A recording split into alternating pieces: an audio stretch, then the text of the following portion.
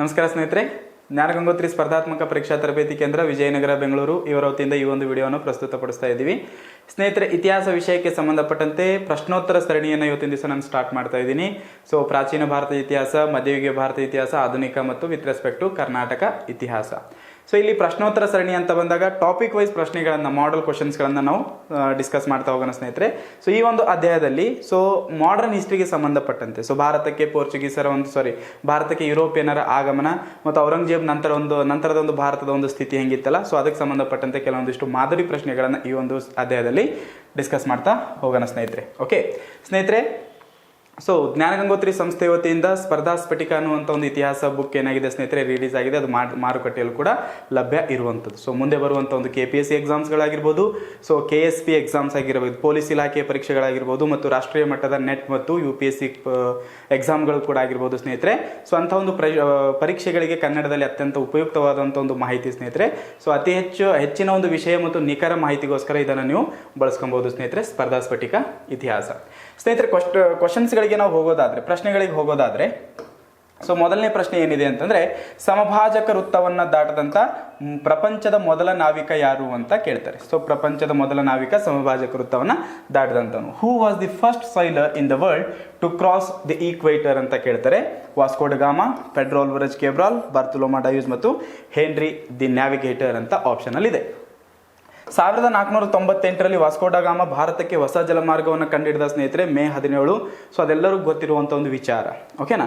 So ಅದಕ್ಕಿಂತಲೂ ಮುಂಚೆ ಭಾರತಕ್ಕೆ ಹೊಸ ಜಲಮಾರ್ಗವನ್ನು ಕಂಡುಹಿಡಿಯಬೇಕು ಅಂತ ಪ್ರಯತ್ನ ಪಟ್ಟವರಲ್ಲಿ ಮೊದಲ ನಾವಿಕ ಯಾರು ಸರ್ ಅಂತ ಕೇಳಿದ್ರೆ ಬಾರ್ತೊಲೊಮಾ ಡಯಾಸ್. ಓಕೆ, ಸೊ ಅದಕ್ಕೋಸ್ಕರ ಪ್ರಪಂಚದಲ್ಲಿ ಈಕ್ವೇಟರ್ ಅನ್ನ ಕ್ರಾಸ್ ಮಾಡಿದಂಥ ಮೊದಲ ನಾವಿಕ ಯಾರು ಸರ್ ಅಂತ ಕೇಳಿದ್ರೆ ಬಾರ್ತೊಲೊಮಾ ಡಯಾಸ್. ಓಕೆನಾ. ಸೊ ಇದೊಂದು ಮಾಡೆಲ್ ಕ್ವಶನ್ ಸ್ನೇಹಿತರೆ. ಅಷ್ಟೇ ಅಲ್ಲದೆ ಈ ಬಾರ್ತೊಲೊಮಾ ಡಯಾಸ್ ಬಗ್ಗೆ ಇನ್ನೂ ಏನಾದರೂ ಕ್ವಶನ್ ಕೇಳೋದಾದ್ರೆ, ಅಟ್ಲಾಂಟಿಕ್ ಸಾಗರದ ಮೂಲಕ ಮೊದಲ ಬಾರಿಗೆ ಹಿಂದೂ ಮಹಾಸಾಗರವನ್ನು ಪ್ರವೇಶ ಮಾಡಿದಂತ ಮೊದಲ ನಾವಿಕ ಯಾರು ಅಂತ ಕೇಳ್ತಾರೆ. ಸೊ ಅಗೇನ್ ಆನ್ಸರ್ ಈಸ್ ಬಾರ್ತೊಲೊಮಾ ಡಯೂಸ್ ಅಂತ ನಾವು ಹೇಳಬೇಕಾಗುತ್ತೆ ಸ್ನೇಹಿತರೆ. ಓಕೆ, ಸೊ ಮುಂದಿನ ಪ್ರಶ್ನೆಗೆ ಹೋಗೋದಾದ್ರೆ, ಕಾಳು ಮೆಣಸಿನ ರಾಣಿ ಎಂದೇ ಖ್ಯಾತರಾದಂತ, ಕಾಳು ಮೆಣಸಿನ ರಾಣಿ ಎಂದು ಹೆಸರಾದ ಚನ್ನಭೈರಾದೇವಿಯಿಂದ ಸೋತಂತ ಪೋರ್ಚುಗೀಸ್ ವೈಸ್ರಾಯ್ ಯಾರು? So which among the following Portuguese viceroy was defeated by the Channabhairadevi, the queen of pepper. So queen of pepper ಅಂತ ಕರಿತೀವಿ, ಕಾಳು ಮೆಣಸಿನ ರಾಣಿ ಅಂತ ಕರಿತೀವಿ. ರೀಸೆಂಟ್ ಆಗಿ ಒಂದು FDA ನಲ್ಲೂ ಕೂಡ ಕ್ವಶನ್ ಕೇಳಿದ್ರು, ಕಾಳು ಮೆಣಸಿನ ರಾಣಿ ಅಂತ ಯಾರನ್ನ ಕರಿತೀವಿ? ಚನ್ನಭೈರಾದೇವಿ ಅಂತ ಕರಿತೀವಿ. ಸೊ ಆ ಒಂದು ಕಾಲಘಟ್ಟದಲ್ಲಿ, ಪೋರ್ಚುಗೀಸರ ಒಂದು ಕಾಲಾವಧಿಯಲ್ಲಿಯೇ ಸೊ ತನ್ನ ಒಂದು ಸಾಮ್ರಾಜ್ಯ, ಸೊ ಹೊನ್ನಾವರ ಡಿಸ್ಟಿಕ್ ಏನಿದೆ, ಹೊನ್ನಾವರ ರೀಜನ್ ಏನಿದೆಯಲ್ಲ, ಸೊ ಆ ಒಂದು ಹೊನ್ನಾವರ ಸಾಮ್ರಾಜ್ಯದ ಒಬ್ಬ ರಾಣಿ ಚನ್ನಭೈರಾದೇವಿ ಅಂತ ಕರಿತೀವಿ. ತನ್ನ ಒಂದು ಸಾಮ್ರಾಜ್ಯದಿಂದ ಅಂತಾರಾಷ್ಟ್ರೀಯ ಲೆವೆಲ್ ಅಲ್ಲಿ ಏನ್ ಮಾಡ್ತಾ ಇದ್ಲು, ಸೊ ಕಾಳು ಮೆಣಸನ್ನ ಆ ಒಂದು ಸಂದರ್ಭದಲ್ಲಿ ರಫ್ತು ಮಾಡುವಂತ ಒಂದು ಖ್ಯಾತಿ ಚನ್ನಭೈರಾದೇವಿಗೆ ಸಲ್ಲುತ್ತೆ ಸ್ನೇಹಿತರೆ. ಅದಕ್ಕೋಸ್ಕರ ಅವಳನ್ನು ನಾವೇನಂತ ಕರಿತೀವಿ? ಕ್ವೀನ್ ಆಫ್ ಪೆಪ್ಪರ್ ಅಥವಾ ಕಾಳು ಮೆಣಸಿನ ರಾಣಿ ಅಂತ ಕರಿತೀವಿ. ಸೊ ಈ ಕಾಳು ಮೆಣಸಿನ ರಾಣಿ ಚನ್ನಭೈರಾದೇವಿ ಸೋಲಿಸಿದಂತ ಒಬ್ಬ ಪೋರ್ಚುಗೀಸ್ ವೈಸ್ರಾಯ್ ಯಾರು ಅಂತ ಕೇಳಿದ್ರೆ ಲೂಯಿಸ್ ಅಟಾಯಿಡೆ ಅಂತ ನಾವು ಕರಿತೀವಿ. ಓಕೆ, ಸೊ ಈ ಲೂಯಿಸ್ ಅಟಾಯಿಡೆ ಏನ್ ಮಾಡ್ತಾನೆ, ಹೊನ್ನಾವರವನ್ನ ಕ್ಯಾಪ್ಚರ್ ಮಾಡ್ಕೋಬೇಕು ಅನ್ನುವಂಥ ಒಂದು ಉದ್ದೇಶದಿಂದ ಇವಳ ಮೇಲೆ ಯುದ್ಧವನ್ನ ಮಾಡುವಂತ ಸಂದರ್ಭದಲ್ಲಿ ಸೊ ಒಂದು ಎಲ್ಲ ದೇಶೀಯ ಸಂಸ್ಥಾನದವರಿಗೆ, ಸೊ ದೇಶೀಯ ರಾಜ್ಯಗಳಿಗೆ ಏನ್ ಮಾಡ್ತಾಳೆ, ಒಂದು ರಿಕ್ವೆಸ್ಟ್ ಮಾಡ್ಕೊತಾಳೆ ಪೋರ್ಚುಗೀಸರ ವಿರುದ್ಧ ಹೋರಾಡ್ಲಿಕ್ಕೆ, ಒಂದು ಲೆಟರ್ ಕೂಡ ಬರೀತಾಳೆ. ಆದ್ರೆ ಸೋತಂತ ಒಬ್ಬ ಪೋರ್ಚುಗೀಸ್ ವೈಸ್ರಾಯ್ ಯಾರು ಅಂತ ಕೇಳ್ತಾರೆ, ಲೂಯಿಸ್ ಅಟಾಯಿಡೆ ಅಂತ ನಾವು ಕರಿತೀವಿ. ಸೊ ಲೂಯಿಸ್ ಅಟಾಯಿಡೆ ಚನ್ನಭೈರಾದೇವಿಯಿಂದ ಸೋತಂತ ಪೋರ್ಚುಗೀಸ್ ವೈಸ್ರಾಯ್. ಓಕೆ, ಸೊ ವಸಾಹತುಶಾಹಿ ಇತಿಹಾಸದಲ್ಲಿ, ಸೊ ಮುಂದಿನ ಪ್ರಶ್ನೆ, ವಸಾಹತುಶಾಹಿ ಇತಿಹಾಸದಲ್ಲಿ ನಿರ್ಣಾಯಕವಾದಂತ ಸ್ವಾಲಿ ಕದನವು ಕೆಳಕಂಡವರಲ್ಲಿ ಯಾರ ಮಧ್ಯೆ ನಡೆಯಿತು ಅಂತ. So in the colonial history one of the decisive battle, the battle of Swally was fought between ಅಂತ. ಸೊ ಕೆಳಕಂಡವರಲ್ಲಿ ಯಾರ್ಯಾರ ಮಧ್ಯೆ ಸ್ವಾಲಿ ಕದನ ನಡೆಯಿತು ಅಂತ ಸ್ನೇಹಿತರೆ. ಓಕೆ ಸ್ನೇಹಿತರೆ, ಭಾರತಕ್ಕೆ ಬಂದಂತ ಮೊದಲ ಬ್ರಿಟಿಷ್ ಈಸ್ಟ್ ಇಂಡಿಯಾ ಕಂಪನಿಯ ಪ್ರತಿನಿಧಿ ಯಾರು ಸರ್ ಅಂತ ಕೇಳಿದ್ರೆ ಕ್ಯಾಪ್ಟನ್ ವಿಲಿಯಂ ಹಾಕಿನ್ಸ್ ಅಂತ ನಾವು ಕರಿತೀವಿ. Okay, so Captain William Hawkins was the first representative of British East India Company came to India. So ನಮ್ಮ ಭಾರತಕ್ಕೆ ಬಂದಂತ ಮೊದಲ ಬ್ರಿಟಿಷ್ ಈಸ್ಟ್ ಇಂಡಿಯಾ ಕಂಪನಿಯ ಮೊದಲ ಪ್ರತಿನಿಧಿ ಅಂತ ಕೇಳಿದ್ರೆ ಕ್ಯಾಪ್ಟನ್ ವಿಲಿಯಂ ಹಾಕಿನ್ಸ್. ಯಾರ ಆಸ್ಥಾನಕ್ಕೆ ಬಂದಿರ್ತಾನೆ ಸರ್ ಅಂತ ಕೇಳಿದ್ರೆ ಜಹಾಂಗೀರ್ನ ಆಸ್ಥಾನಕ್ಕೆ ಬಂದಿರ್ತಾನೆ. ಸೊ ಆ ಸಂದರ್ಭದಲ್ಲಿ ಇರ್ತಕ್ಕಂಥ ಮೊಘಲ್ ದೊರೆ ಯಾರು ಅಂತ ಕೇಳಿದ್ರೆ ಜಹಾಂಗೀರ್. ಉದ್ದೇಶ ಇಷ್ಟನೇ, ಬ್ರಿಟಿಷ್ ಈಸ್ಟ್ ಇಂಡಿಯಾ ಕಂಪನಿ ಭಾರತದಲ್ಲಿ ವ್ಯಾಪಾರ ಕೇಂದ್ರಗಳನ್ನು ಸ್ಥಾಪನೆ ಮಾಡಲಿಕ್ಕೆ ಅಥವಾ ವ್ಯಾಪಾರವನ್ನು ಮಾಡಲಿಕ್ಕೆ ಪರ್ಮಿಷನ್ ಅನ್ನು ತಗೊಳ್ಳಿಕ್ಕೆ ಬ್ರಿಟಿಷ್ ಈಸ್ಟ್ ಇಂಡಿಯಾ ಕಂಪನಿ ಇವನ ಆಸ್ಥಾನಕ್ಕೆ ಬಂದಿರುತ್ತೆ. ಆದ್ರೆ ಸೊ ಜಹಾಂಗೀರ್ ಕ್ಯಾಪ್ಟನ್ ವಿಲಿಯಂ ಹಾಕಿನ್ಸ್ಗೆ ಅಥವಾ ಬ್ರಿಟಿಷ್ ಈಸ್ಟ್ ಇಂಡಿಯಾ ಕಂಪನಿಗೆ ಅಥವಾ ಬ್ರಿಟಿಷರಿಗೆ ವ್ಯಾಪಾರಕ್ಕೆ ಅನುಮತಿಯನ್ನ ಕೊಡುವುದಿಲ್ಲ. ಸೊ ರೀಸನ್ ಇಷ್ಟೇನೆ, ಆ ಒಂದು ಸಂದರ್ಭದಲ್ಲಿ ಮೊಘಲರಲ್ಲಿ ಹೇಳ್ಕೊಳ್ಳುವಂಥ ಒಂದು ಸಫೋಸ್ಟಿಕೇಟೆಡ್ ಆದಂಥ ಒಂದು ನೇವಿ ಇರಲಿಲ್ಲ. ಓಕೆ, ಸೊ ನೌಕಾಸೇನೆ ಇರಲಿಲ್ಲ. ಇನ್ ಕೇಸ್ ಆಫ್ ಎಮರ್ಜೆನ್ಸಿ ಸಂದರ್ಭದಲ್ಲಿ ಮೊಘಲರು ಈ ನೌಕಾಸೇನೆ ಅಥವಾ ನೇವಿಯನ್ನು ಪೋರ್ಚುಗೀಸರಿಂದ ಪಡ್ಕೊಳ್ತಾ ಇದ್ರು. ಸೊ ಆದ್ದರಿಂದ ಪೋರ್ಚುಗೀಸರ ಪ್ರೆಷರ್ ಜಹಾಂಗೀರ್ ಮೇಲೆ ಇದ್ದಿದ್ದರಿಂದ ಈ ಬ್ರಿಟಿಷರಿಗೆ ವ್ಯಾಪಾರಕ್ಕೆ ಅನುಮತಿಯನ್ನು ಜಹಾಂಗೀರ್ ಕೊಡಲ್ಲ ಸ್ನೇಹಿತರೆ. Is it clear? ಸೊ ಆ ಒಂದು ಸಂದರ್ಭದಲ್ಲಿ ಯಾರ ನೇವಿ ಸ್ಟ್ರಾಂಗ್ ಆಗಿದೆ ಅನ್ನುವಂಥ ಒಂದು ಪರೀಕ್ಷೆಗೋಸ್ಕರ, ಆ ಒಂದು ಜಿದ್ದಿಗೋಸ್ಕರ ನಡೆದಂಥ ಒಂದು ಕದನ ಯಾವುದು ಸರ್ ಅಂತ ಕೇಳಿದ್ರೆ ಸ್ವಾಲಿ ಕದನ ಅಂತ ಕರಿತೀವಿ, 1612. ಸೊ ಫೈನಲಿ ಯಾರ್ಯಾರ ಮಧ್ಯೆ ನಡೀತು ಸರ್ ಅಂತ ಕೇಳಿದ್ರೆ ಇದು ಬ್ರಿಟಿಷರು ವರ್ಸಸ್ ಪೋರ್ಚುಗೀಸರು. Okay, so one of the decisive battle. So ನಮ್ಮ ಒಂದು ವಸಾಹತುಶಾಹಿ ಇತಿಹಾಸದಲ್ಲಿ ನಿರ್ಣಾಯಕ ಕದನ. ಯಾಕೆ ಸರ್ ಇದನ್ನ ನಿರ್ಣಾಯಕ ಕದನ ಅಂತ ಕರಿತೀವಿ ಅಂದ್ರೆ, ಸ್ವಾಲಿ ಕದನದ ನಂತರ ಪೋರ್ಚುಗೀಸರು ತಾವು ಸಾಮ್ರಾಜ್ಯ ಸ್ಥಾಪನೆ ಮಾಡಬೇಕು ಅನ್ನುವಂಥ ಒಂದು ಉದ್ದೇಶವನ್ನು ಕೈಬಿಟ್ಟು ಬರೀ ಏನು ಮಾಡ್ತಾರೆ, ವ್ಯಾಪಾರಕ್ಕೆ ಮಾತ್ರ ಸೀಮಿತರಾಗ್ಬಿಡ್ತಾರೆ. ಸೊ ಈ ಕೇಸಲ್ಲಿ ಬ್ರಿಟಿಷರು ಏನು ಮಾಡ್ತಾರೆ, one of the supreme power ಆಗಿ ಹೊರಹೊಮ್ತಾರೆ ಎಲ್ಲ ಯುರೋಪಿಯನ್ಸ್ರಲ್ಲಿ. Is it clear? ಸೊ ಪೋರ್ಚುಗೀಸರಿಗೆ ಸಂಬಂಧಪಟ್ಟಂತೆ ಡಿಸಿಸಿವ್ ಬ್ಯಾಟಲ್ ಅಂತ ಕೇಳಿದ್ರೆ ಬ್ಯಾಟಲ್ ಆಫ್ ಸ್ವಾಲಿ, ದಯವಿಟ್ಟು ಬರಿತಾ ಹೋಗ್ರಿ. ಡಚ್ಚರಿಗೆ ಸಂಬಂಧಪಟ್ಟಂತೆ ಬ್ರಿಟಿಷರ ವಿರುದ್ಧದ ಒಂದು ನಿರ್ಣಾಯಕ ಕದನ ಅಂತ ಕೇಳಿದ್ರೆ 1759 ಬಿದ್ರಾ ಕದನ ಅಂತ ಕರಿತೀವಿ. The battle of Bidara fought between Dutch and British. Okay, so ಅದಾದ್ಮೇಲೆ ವಾಂಡಿವಾಶ್ ಕದನ ಅಂತ ಕರಿತೀವಿ, ಅಥವಾ ವಂದವಾಸಿ ಕದನ ಅಥವಾ ವಾಂಡಿವಾಶ್ ಕದನ ಅಂತ ಕರಿತೀವಿ. ಸೊ ಈ ಒಂದು ವಾಂಡಿವಾಶ್ ಕದನ ಯಾರ್ಯಾರ ಮಧ್ಯೆ ನಡೀತು ಅಂತ ಕೇಳಿದ್ರೆ, so this is one of the decisive battle which was fought between British and French. Okay, so ಬ್ರಿಟಿಷರ್ ಮತ್ತು ಡಚ್ಚರಿಗೆ ಸಂಬಂಧಪಟ್ಟಂತೆ ನಿರ್ಣಾಯಕ ಕದನ ಯಾವುದು? ಬಿದ್ರಾ ಅಂತ ಕರಿತೀವಿ. ಬ್ರಿಟಿಷರ್ ಮತ್ತು ಫ್ರೆಂಚರಿಗೆ ಸಂಬಂಧಪಟ್ಟಂತೆ ನಿರ್ಣಾಯಕ ಕದನ ಅಂತ ಕೇಳಿದ್ರೆ ವಂದವಾಸಿ ಅಥವಾ ವಾಂಡಿವಾಶ್ ಕದನ ಅಂತ ಕರಿತೀವಿ ಸ್ನೇಹಿತರೆ. ಓಕೆ, ಸೊ ಮುಂದಿನ ಪ್ರಶ್ನೆಗೆ ಹೋಗೋದಾದ್ರೆ, ಭಾರತಕ್ಕೆ ಬಂದ ಮೊದಲ ಬ್ರಿಟಿಷ್ ವ್ಯಕ್ತಿ. ತುಂಬಾ ಅಂದ್ರೆ ತುಂಬಾ ಸಿಂಪಲ್ ಕ್ವಶನ್ ಸ್ನೇಹಿತರೆ. ಭಾರತಕ್ಕೆ ಬಂದ ಮೊದಲ ಬ್ರಿಟಿಷ್ ವ್ಯಕ್ತಿ. So who among the following was the first British to come India? ಭಾರತಕ್ಕೆ ಬಂದಂಥ ಮೊದಲ ಬ್ರಿಟಿಷ್ ವ್ಯಕ್ತಿ. ಸೊ 100%. ಓಕೆ, ಸೊ 99% ಜನ ಕೂಡ ಏನು ಮಾಡ್ತಾರೆ, ಕ್ಯಾಪ್ಟನ್ ವಿಲಿಯಂ ಹಾಕಿನ್ಸ್ ಅಂತ ಯೋಚನೆ ಮಾಡ್ತಾ ಇರ್ತಾರೆ. ಓಕೆ, ಯಾಕಂದ್ರೆ ಫಸ್ಟ್ ರೆಪ್ರೆಸೆಂಟೇಟಿವ್ ಆಗಿ ಬ್ರಿಟಿಷ್ ಈಸ್ಟ್ ಇಂಡಿಯಾ ಕಂಪನಿಯ ಫಸ್ಟ್ ರೆಪ್ರೆಸೆಂಟೇಟಿವ್ ಆಗಿ ಭಾರತಕ್ಕೆ ಬಂದಿದ್ದು ಕ್ಯಾಪ್ಟನ್ ವಿಲಿಯಂ ಹಾಕಿನ್ಸ್. ಸೊ ಹಂಗಾಗಿ 99% ಜನ ಏನು ಮಾಡ್ತಾರೆ, ಕ್ಯಾಪ್ಟನ್ ವಿಲಿಯಂ ಹಾಕಿನ್ಸ್ಗೆ ಹಾಕ್ಬಿಟ್ಟು ಫಿಲ್ಟರ್ ಆಗಿಬಿಟ್ಟಿರ್ತಾರೆ. ಸೊ ಇಲ್ಲಿ ಭಾರತಕ್ಕೆ ಬಂದಂಥ ಮೊದಲ ಬ್ರಿಟಿಷ್ ವ್ಯಕ್ತಿ ಅಂತ ಕೇಳಿದ್ರೆ ಸ್ನೇಹಿತರೆ, ಥಾಮಸ್ ಸ್ಟೀಫನ್ ಅಂತ ನಾವು ಹೇಳಬೇಕಾಗುತ್ತೆ. The first British to come India, Thomas Stephen ಅಂತ ಕರಿತೀವಿ. ಓಕೆ, ಸೊ ನಾವು ದಿ ಕ್ರಿಶ್ಚಿಯನ್ ಮಿಷನರಿ, ಒಬ್ಬ ಕ್ರೈಸ್ತ ಫಾದರ್ ಆಗಿ, ಓಕೆ, ಸೊ ಕ್ರೈಸ್ತ ಧರ್ಮದ ಒಂದು ಪ್ರಚಾರಕ್ಕೋಸ್ಕರ ಭಾರತಕ್ಕೆ ಬಂದಂಥ ಮೊದಲ ಬ್ರಿಟಿಷ್ ವ್ಯಕ್ತಿ ಅಂತ ಅನ್ಸ್ಕೊಳ್ತಾನೆ ಥಾಮಸ್ ಸ್ಟೀಫನ್. ಸೊ ಈ ಥಾಮಸ್ ಸ್ಟೀಫನ್ ಗೋವಾದಲ್ಲಿ ತನ್ನ ಒಂದು ನೆಲೆಯನ್ನು ಕಂಡುಕೊಂಡಿರ್ತಾನೆ. ಗೋವಾದ ಒಂದು ಅಧಿಕೃತ ಭಾಷೆ, official language of Goa, Konkani ಅಂತ ಕರಿತೀವಿ. ಆ ಕೊಂಕಣಿ ಗ್ರಾಮರ್ ಅನ್ನ ಮೊದಲ ಬಾರಿಗೆ ಬರೆದವರು ಯಾರು ಸರ್ ಅಂತ ಕೇಳ್ತಾರೆ, again Thomas Stephen. Okay, so ಇಲ್ಲಿ simple question, who among the following was the first British to come India? ಭಾರತಕ್ಕೆ ಬಂದಂಥ ಮೊದಲ ಬ್ರಿಟಿಷ್ ವ್ಯಕ್ತಿ ಅಂತ ಕೇಳಿದ್ರೆ ಥಾಮಸ್ ಸ್ಟೀಫನ್ ಅಂತ ಕರಿತೀವಿ. ಆ್ಯಂಡ್ ಇನ್ನೊಂದು ವಿಚಾರ ಸ್ನೇಹಿತರೆ, ಥಾಮಸ್ ಸ್ಟೀಫನ್ ಭಾರತಕ್ಕೆ ಬರಬೇಕಾದ್ರೆ ಜಲಮಾರ್ಗದ ಮೂಲಕ ಬಂದಿರ್ತಾನೆ. ಹಾಗಾದ್ರೆ ಭೂಮಾರ್ಗದ ಮೂಲಕ ಭಾರತಕ್ಕೆ ಬಂದಂಥ ಮೊದಲ ಬ್ರಿಟಿಷ್ ವ್ಯಕ್ತಿ ಅಂತ ಏನಾದರೂ ಕ್ವಶನ್ ಕೇಳಿದ್ರೆ ರಾಲ್ಫ್ ಫಿಚ್ ಅಂತ ಕರಿತೀವಿ. ಯಾರಪ್ಪ? Ralph Fitch. ಓಕೆ, ಸೊ ಭೂಮಾರ್ಗದ ಮೂಲಕ ಭಾರತಕ್ಕೆ ಬಂದಂಥ ಫಸ್ಟ್ ಬ್ರಿಟಿಷ್ ಅಫಿಷಿಯಲ್, ಸೊ ಯಾರು? ರಾಲ್ಫ್ ಫಿಚ್ ಅಂತ ಕರಿತೀವಿ. ಸೊ ಅಕ್ಬರ್ನ ಆಸ್ಥಾನಕ್ಕೂ ಕೂಡ ಭೇಟಿ ನೀಡಿದಂಥ ಒಬ್ಬ ಬ್ರಿಟಿಷ್ ಅಧಿಕಾರಿ ಸ್ನೇಹಿತರೆ ರಾಲ್ಫ್ ಫಿಚ್ ಅಂತ ಕರಿತೀವಿ. ಸೊ ಇಲ್ಲಿ ಕ್ಯಾಪ್ಟನ್ ವಿಲಿಯಂ ಹಾಕಿನ್ಸ್ ಬಗ್ಗೆ ಏನಾದರೂ ಕ್ವಶನ್ ಕೇಳಿದ್ರೆ, ಭಾರತಕ್ಕೆ ಬಂದಂಥ ಮೊದಲ ಬ್ರಿಟಿಷ್ ಈಸ್ಟ್ ಇಂಡಿಯಾ ಕಂಪನಿಯ ಪ್ರತಿನಿಧಿ ಯಾರು ಅಂತ ಕೇಳ್ತಾರೆ. First representative of British East India company ಅಂತ ಕೇಳಿದ್ರೆ captain William Hawkins. So and ಇನ್ನೊಂದು ಆಪ್ಷನ್ ಕೂಡ ಇದೆ, ಸರ್ ಥಾಮಸ್ ರೋ. ಅವ್ರ ಬಗ್ಗೆ ಏನಾದರೂ ಕ್ವಶನ್ ಕೇಳೋದಾದ್ರೆ, ಬ್ರಿಟನ್ ಚಕ್ರವರ್ತಿಯ ಮೊದಲ ಪ್ರತಿನಿಧಿ ಯಾರು ಸರ್ ಅಂತ ಕೇಳಿದ್ರೆ sir Thomas Roe. Okay, so ಇಲ್ಲಿ who among the following was the first British to come India ಅಂತ ಕೇಳಿದ್ರೆ ಥಾಮಸ್ ಸ್ಟೀಫನ್. ಜಲಮಾರ್ಗದ ಮೂಲಕ ಭಾರತಕ್ಕೆ ಬಂದಿರ್ತಾನೆ.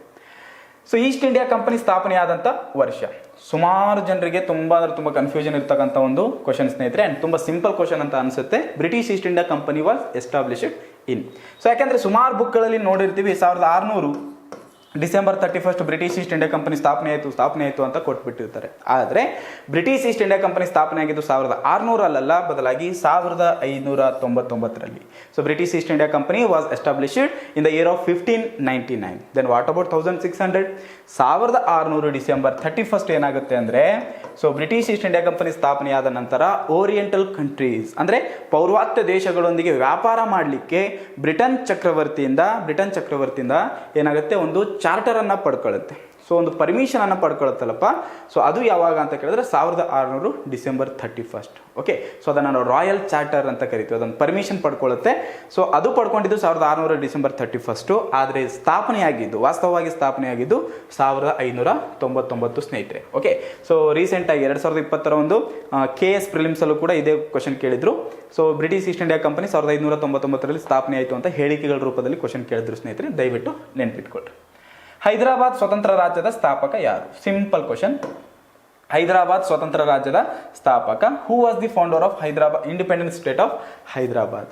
ಸೊ ಇಲ್ಲಿ ಹೈದರಾಬಾದ್ ಅನ್ನೋದು ಕೂಡ ಒಂದು ಮೊಘಲರ ಒಂದು ಸುಭಾ ಆಗಿತ್ತು. ಸೊ ಮೊಘಲರು ಏನು ಮಾಡಿದ್ರು, ತಮ್ಮ ಪ್ರಾಂತ್ಯಗಳನ್ನು ಸುಭಾಗಳಾಗಿ ಡಿವೈಡ್ ಮಾಡಿದ್ರು.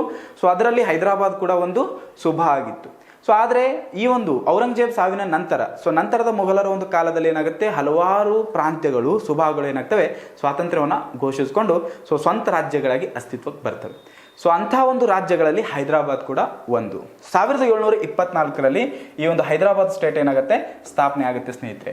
ಸೊ ಯಾರು ಅದನ್ನು ಸ್ಥಾಪನೆ ಮಾಡಿದವರು? ಸೊ ನಮಗೆಲ್ಲ ಗೊತ್ತು ಸರ್, ಅಸಫ್ ಜಾನ್ ಅಂತ ಒಂದು ಹೆಸರು ನಮಗೆ ಗೊತ್ತು, ನಿಜಾಮುಲ್ ಮುಲ್ಕ್ ಅಂತ ಕೂಡ ನಮ್ಗೆ ಗೊತ್ತು. ಬಟ್ ಆ ಒಂದು ಹೆಸರುಗಳು ಆಪ್ಷನ್ನಲ್ಲಿ ನಮಗೆ ಸಿಗ್ತಾ ಇಲ್ಲ. ಸೊ ನಿಜಾಮ್ ಅಲಿ ಅಂತ ಇದೆ, ಮೀರ್ ಉಸ್ಮಾನ್ ಅಲಿ ಖಾನ್ ಅಂತ ಇದೆ, ಮೀರ್ ಕಮರುದ್ದೀನ್ ಚಿಂಗ್ಲೀಜ್ ಖಾನ್ ಅಂತ ಇದೆ, ಆ್ಯಂಡ್ ಸಿಕಂದರ್ ಝಾ ಅಂತ ಇದೆ. ಓಕೆ, ಸೊ ಇಲ್ಲಿ ನಿಜಾಮುಲ್ ಮುಲ್ಕ್ ಅಥವಾ ಅಸಫ್ ಜಾ ಅಂತ ಏನು ಕರಿತೀವಲ್ಲ, ಅವನ ಒರಿಜಿನಲ್ ನೇಮ್ ಏನು ಅಂತ ಕೇಳಿದ್ರೆ ಮೀರ್ ಕಮರುದ್ದೀನ್ ಸಿದ್ದಿಕಿ ಅಂತ ಕರಿತೀವಿ. ಆ ಮೀರ್ ಕಮರುದ್ದೀನ್ ಸಿದ್ದಿಕಿಯನ್ನು ನಾವು ಮೀರ್ ಕಮರುದ್ದೀನ್ ಚಿಂಗ್ಲೀಜ್ ಖಾನ್ ಅಂತ ಕೂಡ ಕರಿತೀವಿ. ಔರಂಗಜೇಬ್ ಕೊಟ್ಟಂತ ಒಂದು ಬಿರುದು. ಸೊ ಇಲ್ಲಿ ನಿಜಾಮುಲ್ ಮುಲ್ಕ್, ಅಸಫ್ ಜಾ, ಮೀರ್ ಕಮರುದ್ದೀನ್ ಚಿಂಗ್ಲೀಜ್ ಖಾನ್ ಇವೆಲ್ಲವೂ ಕೂಡ ಒಂದೇ ಹೆಸರಾಗಿರೋದ್ರಿಂದ ಈ ರೀತಿ ಕ್ವಶನ್ ಕೇಳುವಂತ ಚಾನ್ಸಸ್ ಇರುತ್ತೆ ಸ್ನೇಹಿತರೆ. Founder of Hyderabad independent state Mir Kamaruddin Chinqilich Khan.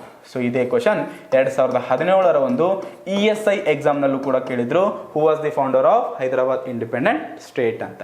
Okay, so Mir Kamaruddin Chinqilich Khan. So Nizam Ali ಅಂತಂದ್ರೆ, Nizam Ali was also one of the important Nizam of Hyderabad. ಹೈದರಾಬಾದಿನ ನಿಜಾಮರಲ್ಲಿ ತುಂಬಾ ಪ್ರಮುಖ ವ್ಯಕ್ತಿ. ಯಾಕೆ ಸರ್ ಅಂತ ಕೇಳಿದ್ರೆ 1798ರಲ್ಲಿ ಸೊ ಇಲ್ಲಿ ಸಹಾಯಕ ಸೈನ್ಯ ಪದ್ಧತಿಗೆ ಸೈನ್ ಹಾಕಿದಂತ ಸಹಾಯಕ ಸೈನ್ಯ ಪದ್ಧತಿಗೆ ಸೈನ್ ಹಾಕಿದಂತ ಹೈದರಾಬಾದಿನ ನಿಜಾಮ ಅಂತ ಕರಿತೀವಿ.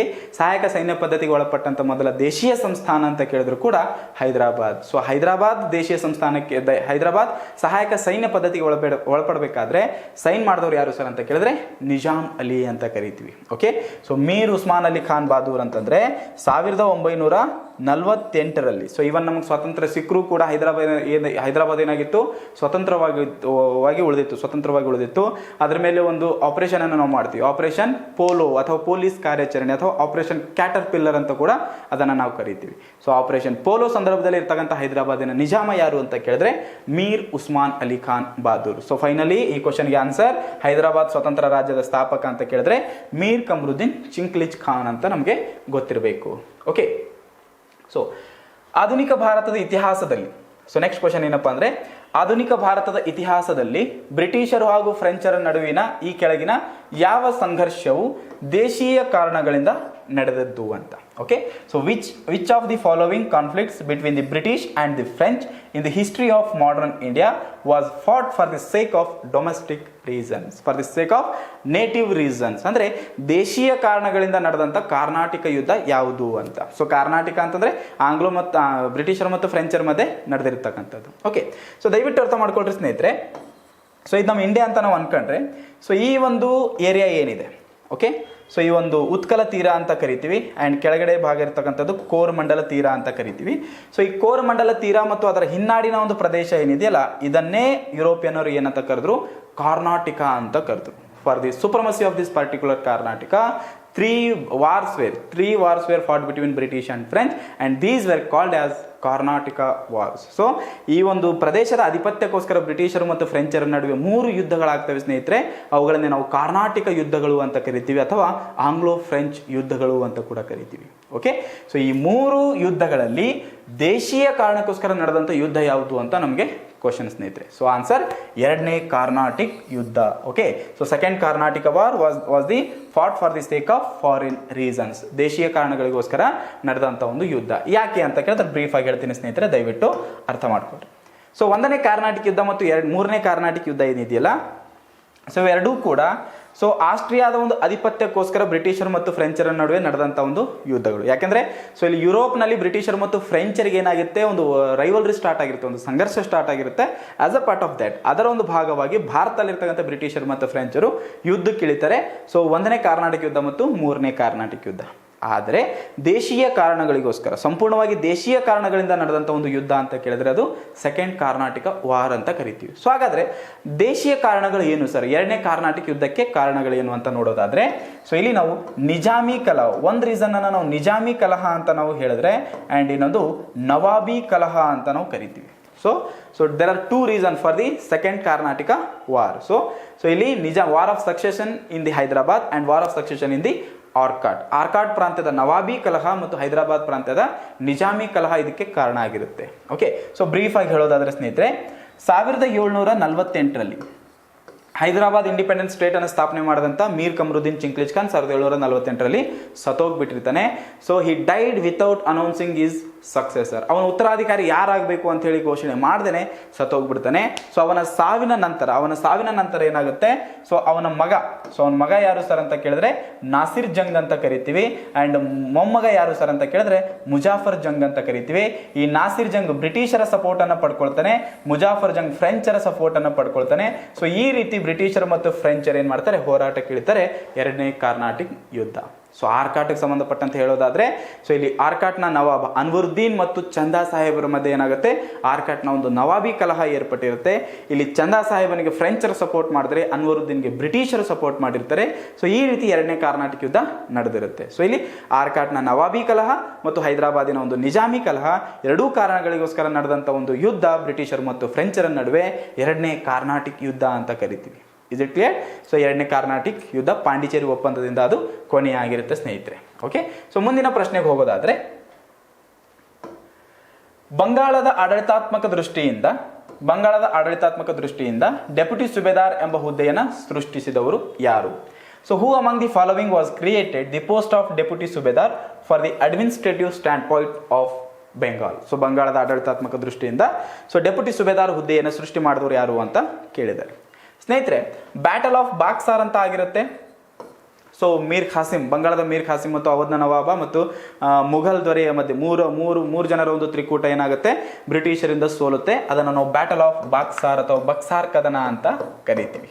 ಓಕೆ, ಸೊ ಈ ಬಕ್ಸಾರ್ ಕದನದಲ್ಲಿ ಸೋತಂತ ಒಂದು ತ್ರಿಕೂಟ. ಸೊ ಈ 2ನೇ ಶಾ ಆಲಂ, ಮುಘಲ್ ದೊರೆ ಯಾರು ಅಂತ ಕೇಳಿದ್ರೆ 2ನೇ ಶಾ ಆಲಂ. ಸೊ ಬಂಗಾಳದ ನವಾಬ ಯಾರು ಸರ್ ಅಂತ ಕೇಳಿದ್ರೆ ಮೀರ್ ಖಾಸಿಂ. ಅವಧ್ನ ನವಾಬ ಯಾರು ಸರ್ ಅಂತ ಕೇಳಿದ್ರೆ ಶುಜಾ ಉದ್ ದೌಲಾ. ಸೊ ಈ ಶುಜಾ ಉದ್ ದೌಲಾ ಮತ್ತು 2ನೇ ಶಾ ಆಲಂ ಜೊತೆಗೆ ರಾಬರ್ಟ್ ಕ್ಲೈವ್ ಏನ್ ಮಾಡ್ತಾನೆ, ಒಂದು ಒಪ್ಪಂದಕ್ಕೆ ಸಹಿ ಆಗ್ತಾನೆ 1765ರಲ್ಲಿ. ಅದನ್ನ ನಾವು ಅಲಹಾಬಾದ್ ಒಪ್ಪಂದ ಅಂತ ಕರಿತೀವಿ. ಯಾವ್ದಪ್ಪ? ಅಲಹಾಬಾದ್ ಒಪ್ಪಂದ.